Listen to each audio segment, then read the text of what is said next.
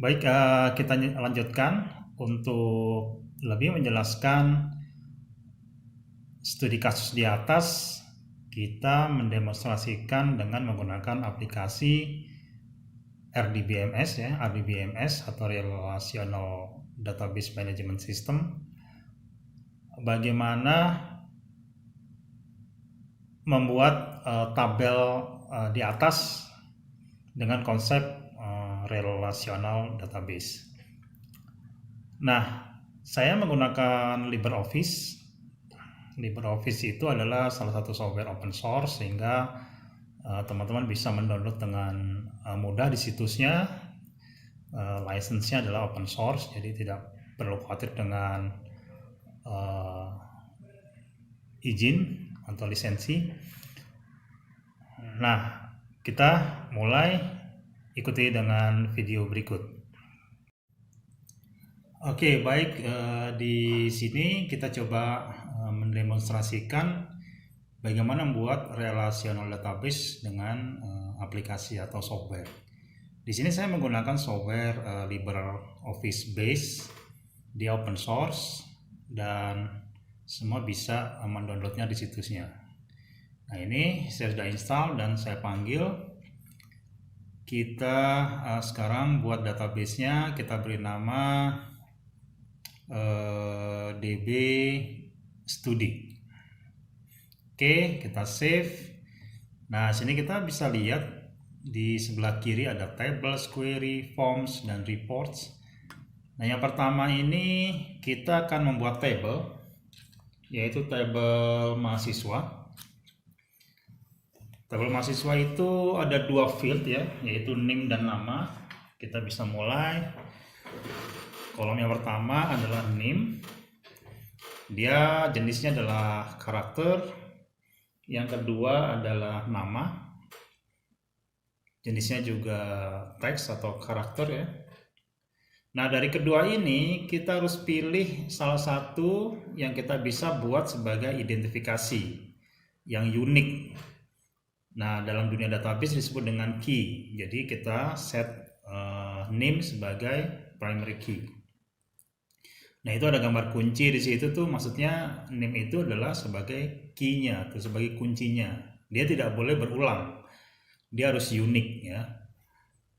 Oke, kita bisa nambahkan field yang lain. Contohnya email misalkan.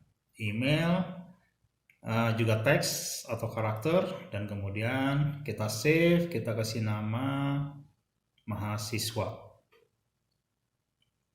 Oke. Nah, ini sebaiknya huruf kecil ya. Baik, kita close. Nah, kita sudah mempunyai sebuah tabel dengan nama mahasiswa. Nah, kita coba isi, kita double klik. Nah, kolom-kolom sudah tersedia. Kita isi dengan data. Yang pertama, data dengan nama Shania Twain. Oke, email. Contohnya aja Shania. Oke, latihan.com. Yang kedua adalah datanya Peter Cetera. Kita masukkan. Oke, 60464 ya. Oke, Peter Cetera, Peter latihan.com. Oke, data sudah masuk. Kita punya dua data di sini sebagai contoh, ya. Lalu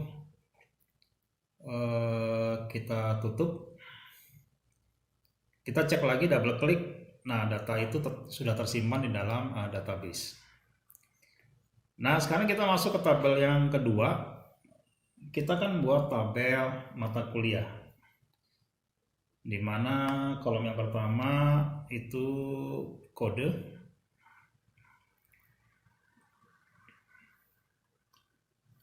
Oke, fieldnya teks juga, lalu mata kuliah,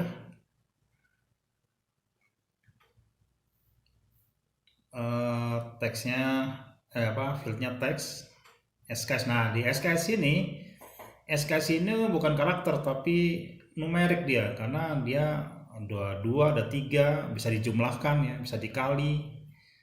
Nah, dari sini kita pilih kode sebagai ID-nya, jadi kita set sebagai primary key.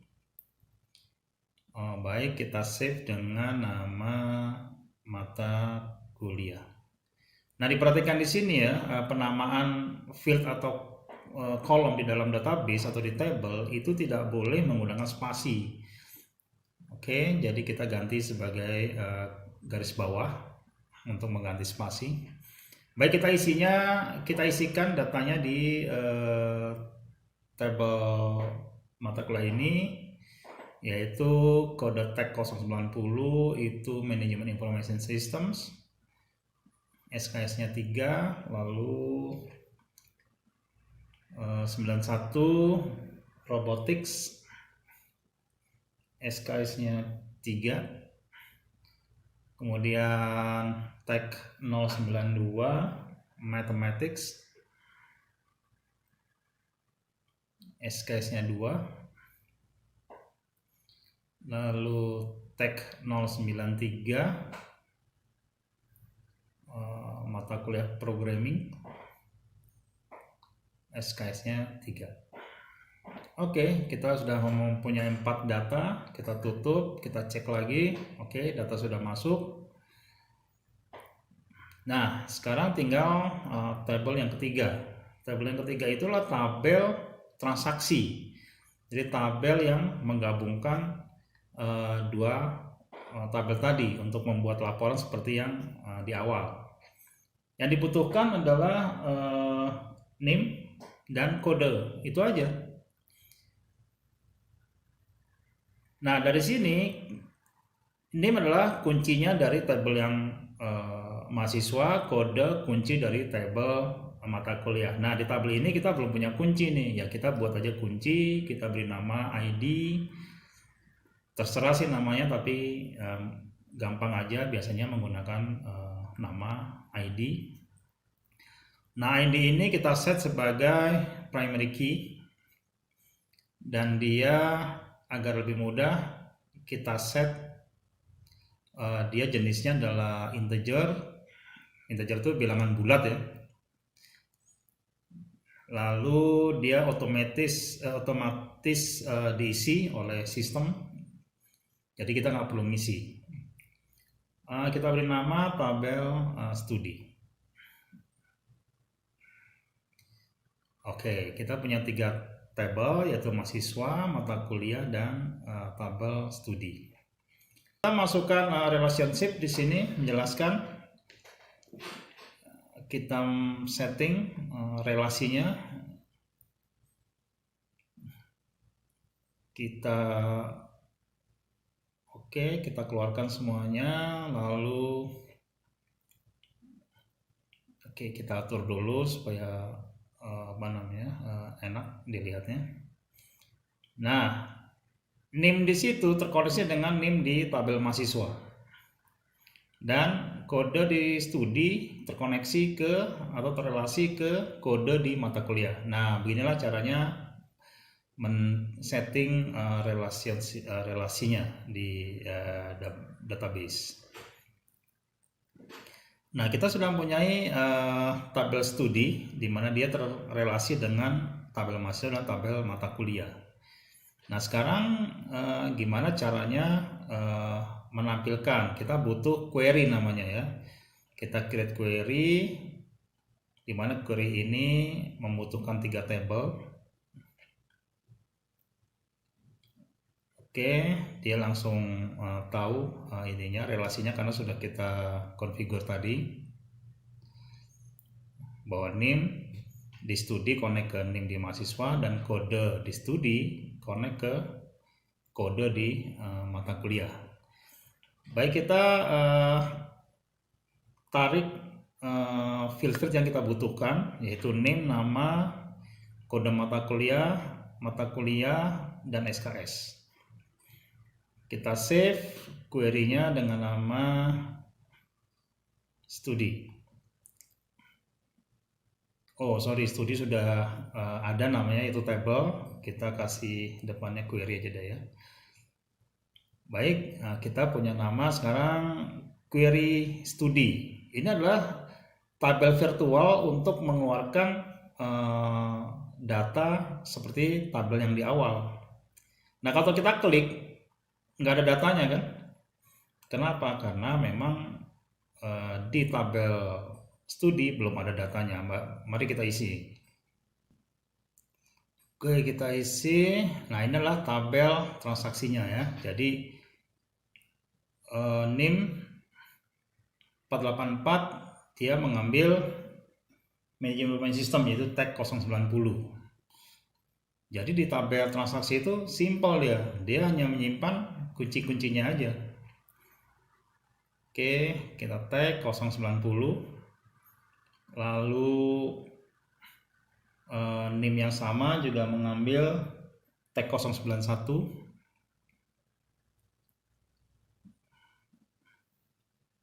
Tag 93. Oke, lalu mahasiswa yang kedua. Nah, kalau kita perhatikan di kolom ID dia terisi otomatis angka berurut ya, karena kita setting tadi dia auto number, jadi mengisi otomatis supaya dia unik. Oke, dia ngambil 091 dan terakhir si Peter mengambil 093. Oke, kita save. Kita cek ya, datanya sudah masuk. Nah, sekarang kita bisa lihat di query tadi. Kita buka, oke, that's right. Ini keluar informasi hasil penggabungan kedua tabel tadi. Jadi seperti tabel awal yang diinginkan. Di situ ada NIM, ada nama, ada kode mata kuliah, ada nama mata kuliah, dan jumlah SKS-nya. Sekarang kalau ada permintaan nih, oh tolong keluarkan emailnya dong. Ya gampang, emailnya tinggal ditarik aja. Oke.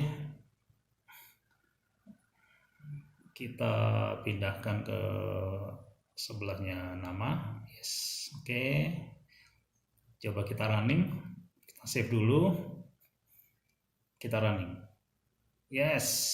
Jadi dengan mudah kita menampilkan informasi lengkap tergantung kebutuhan. Butuh email, kita keluarkan. Tidak butuh, ya tidak dikeluarkan. Jadi inilah yang disebut dengan relational database. Dengan konsep relational database, pengelolaan data jadi lebih mudah.